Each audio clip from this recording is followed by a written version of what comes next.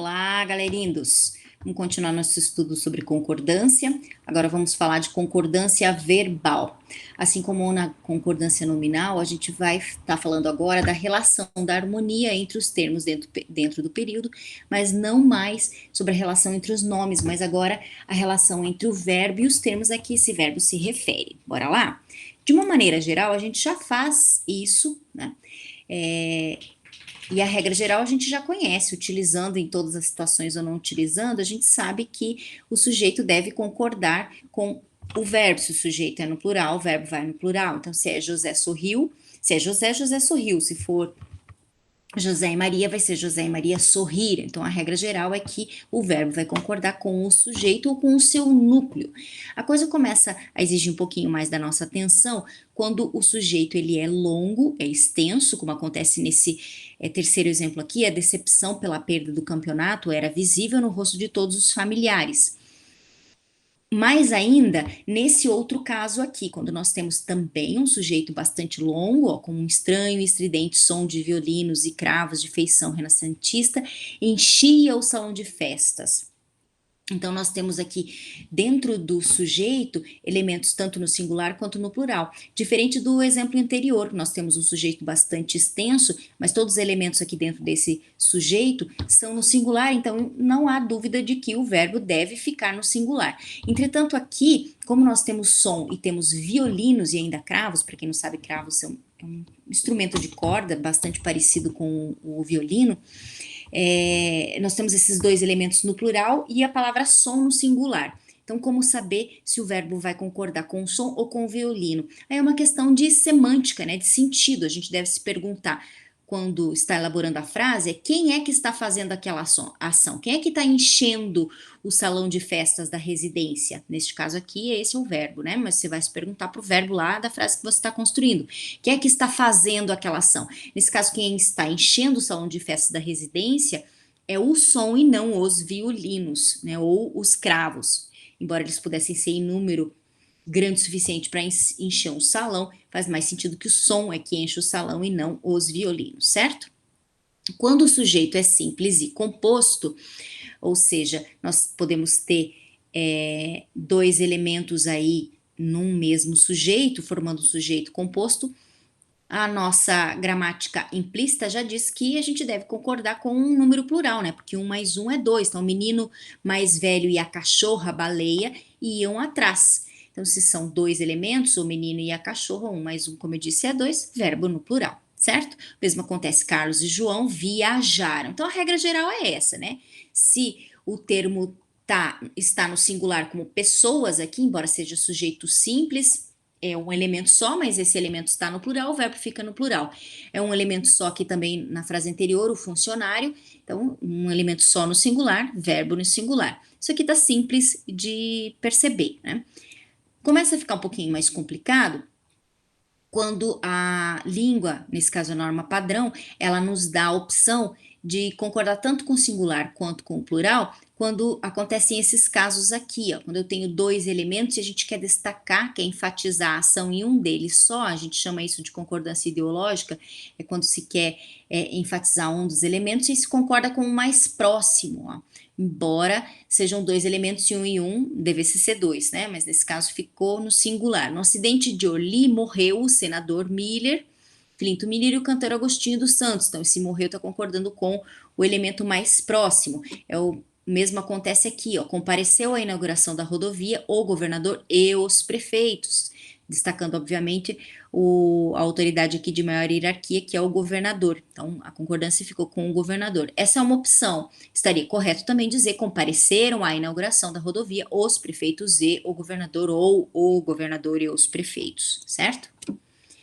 Quando nós temos um sujeito composto de pessoas gramaticais diferentes, já é intuitivo isso que eu vou dizer para vocês. A ideia que essas duas pessoas diferentes der é a ideia com a qual o verbo irá concordar. Como acontece aqui nesse exemplo, eu e sua filha estávamos apenas conversando, se sou eu e ela somos nós, então o verbo, nesse caso, estar vai concordar com o verbo com o sujeito nós, que é a ideia que está implícita na soma de eu e sua filha, né? O mesmo acontece ali, esse mesmo processo com eu e tu, não devemos, esse mesmo processo acontece também com tu e ele, só que nesse caso a gente tem a opção de concordar com o vós ou com o eles. Na linguagem coloquial do dia a dia, a gente nem pensaria, né? Tu e eles são eles, né? Vocês dois. Então, vocês são os únicos a conhecer meu segredo. Mas é claro que numa situação mais formal, a opção pelo vós pode acontecer também, certo? Atenção para a expressão um dos que é uma expressão variável que vai aceitar concordância tanto no singular quanto no plural, porque a gente pode concordar tanto com a ideia do singular que está aqui expressa pelo um, quanto com a ideia do plural que está expressa aqui pelo dos. Então, esse é um caso opcional. Nós podemos dizer tanto um dos que desistiu, um dos que desistiram, o que pode, o que poderiam, no caso desse segundo exemplo aqui, ok? Então, dos que é entendido com um daqueles que. Pronomes de tratamento, atenção!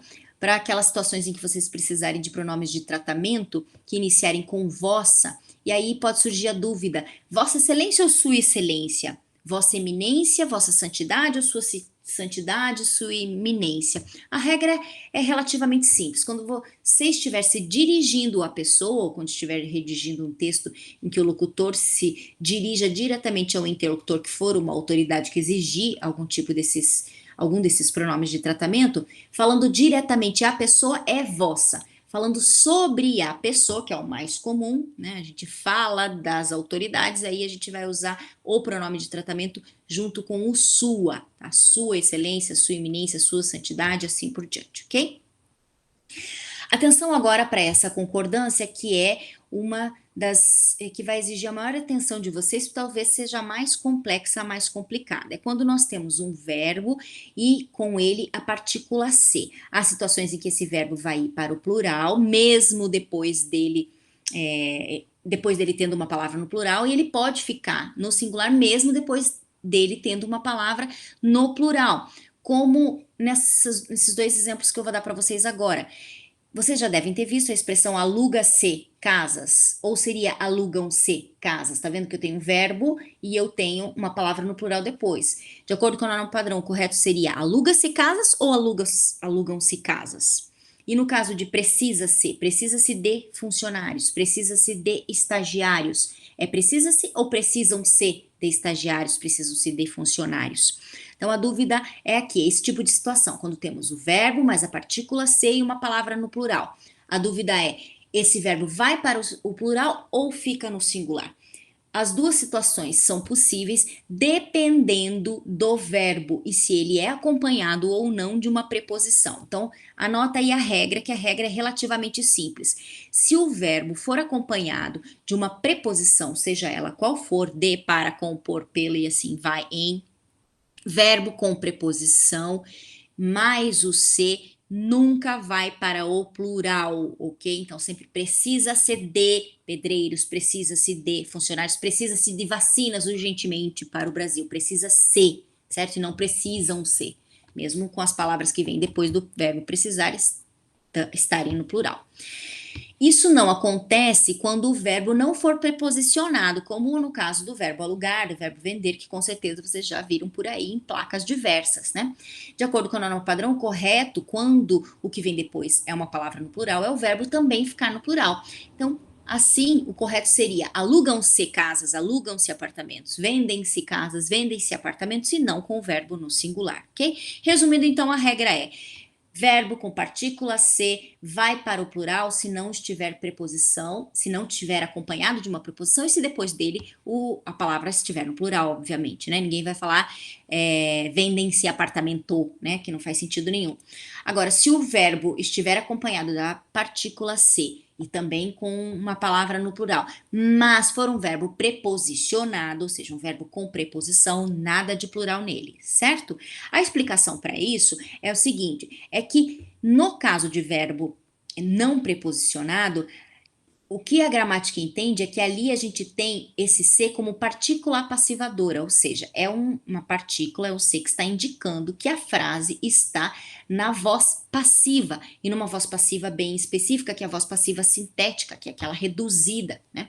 Então, isso explicaria a necessidade do verbo ir para o plural. É como se você pudesse dizer assim: casas são alugadas, apartamentos são alugados. Então, já que eu tenho um sujeito ali, nesse caso agora, casas são alugadas, né? Um sujeito ativo, quando eu passo isso para a voz passiva, vendem-se casas, isso seria a voz passiva, né?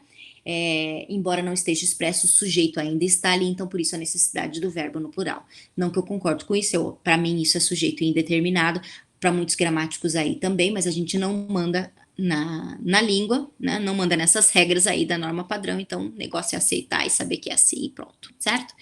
Outra situação, quando o verbo é preposicionado, isso acontece porque se entende que esse se, ele é índice de indeterminação do sujeito. Se entende-se que ali se está indeterminando o sujeito, já que não tem sujeito, não tem com o que o verbo concordar, logo o verbo não deve ir para o plural, certo? O verbo ser é um verbo especial que merece um pouquinho da nossa atenção. Ele vai concordar normalmente com o seu sujeito, em situações regulares, como nós éramos muito camaradas, né? Mas quando nós tivemos dois sujeitos comuns, um antes e um depois do verbo, aí haverá a opção de concordar tanto com um quanto com o outro, porque lembrando que o verbo ser, ele é um verbo de ligação. Então, se ele faz ligação com duas partes da oração, com o sujeito, com o seu complemento ou com o seu predicativo do sujeito, eu posso concordar tanto com um elemento quanto com o outro. E se um for no singular, outro no plural, fica opcional aí a concordância desse verbo, né, a formação do verbo tanto no singular quanto no plural, que é o que acontece nesses dois últimos exemplos aqui, ó. O meu passado eram as lembranças ou o meu passado era as lembranças do dia anterior. Com horas e datas, se atentem que também há algumas opções de variação, ó. Uma noite seriam 2 horas da madrugada, seriam, né? Porque é uma opção ali, uma opção não, uma dúvida, né? Seriam 2 horas e o tísico fez tal coisa.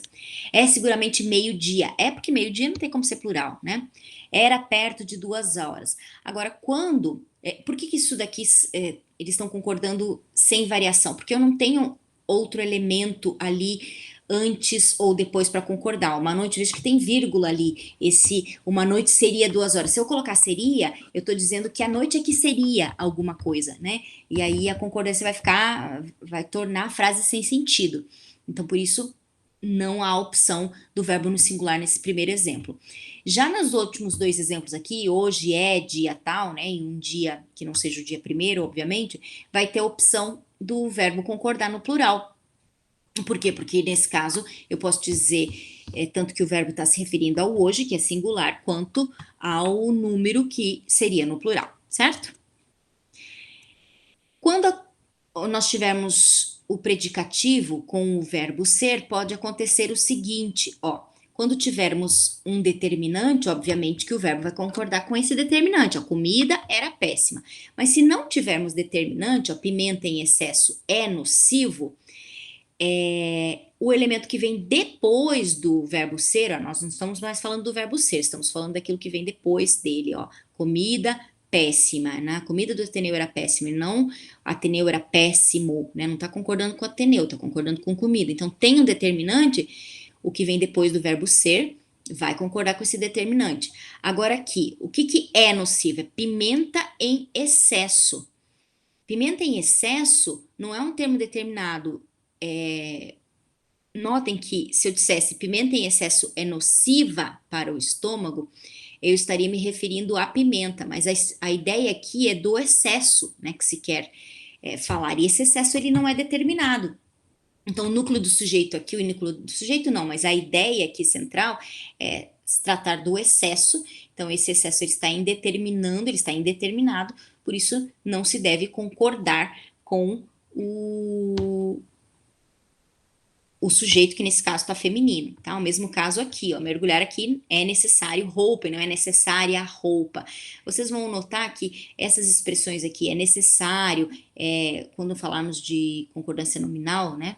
É necessário, é preciso, é proibido, é proibida, são sempre expressões fixas, sem concordância, a não ser que haja um determinante, né? Quando houver a palavra, o termo determinante depois, como o artigo definido feminino, masculino, singular ou plural, quando houver esse determinante, aí sim o elemento aqui vai mudar, nesse caso, o elemento necessário, nocivo, né? Ele vai mudar. Com essas expressões, é alguma coisa, certo? Era isso, então, de uma maneira geral, sobre concordância verbal. Era isso. Daqui a pouquinho a gente vai falar também dos verbos haver e fazer. Assiste as aulas, faça os exercícios, bora mandar bem, aprender um pouco mais sobre norma padrão.